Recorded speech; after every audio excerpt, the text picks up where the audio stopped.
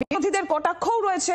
আর তৃণমূল কংগ্রেস নেতা সুদীপ রাহা এই মুহূর্তে আমাদের সঙ্গে টেলিফোন লাইনে রয়েছেন। সুদীপ, হুমায়ুন কবির এবার পুলিশকে আক্রমণ করছেন এবং তিনি বলছেন যে বিরোধী আসনে থাকলে শায়েস্তা করে দিতেন, 24 ঘন্টাও সময় লাগতো না, হাতে পায়ে বেরিয়ে রয়েছে, তাই এত ঔদ্ধত্য পুলিশের। কি বলবেন? একদিকে অনুব্রত মণ্ডল, তাকে নিয়ে একটা অস্বস্তি, তার মধ্যে এবার হুমায়ুন কবির। দেখুন, দলের বার্তা খুব পরিষ্কার।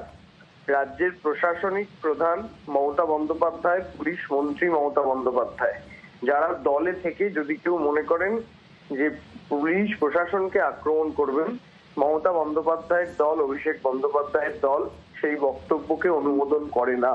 আমরা এর আগেও বলেছি, আবারও বলছি যে তৃণমূল কংগ্রেস কোন রকম কোনো হুমকি ধমকের রাজনীতিকে প্রশ্রয় দেয় না, দেবে না।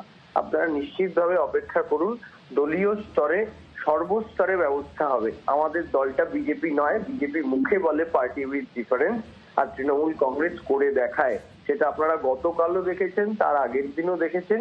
অনুব্রত মণ্ডল এবং তার সহ তারা যারা পুলিশের বিরুদ্ধে কথা বলেছে, তাদের বিরুদ্ধে পুলিশি প্রশাসনিক ব্যবস্থাও শুরু হয়েছে। আশা করব যে এক্ষেত্রে কি বক্তব্য আমি নিজে শুনি, আপনাদের মাধ্যমে জাস্ট এইমাত্র জানতে পারলাম। তো তিনি যদি এমন কোনো বক্তব্য রেখে থাকেন যেটা পুলিশ প্রশাসনের জন্য, পুলিশ প্রশাসনকে হুমকির শামিল, সেই বক্তব্যের আমরা নিন্দা করছি। আমরা এই ধরনের বক্তব্যের পাশে দাঁড়াচ্ছি না, খুব পরিষ্কার আমাদের কথা। ধন্যবাদ আপনাকে।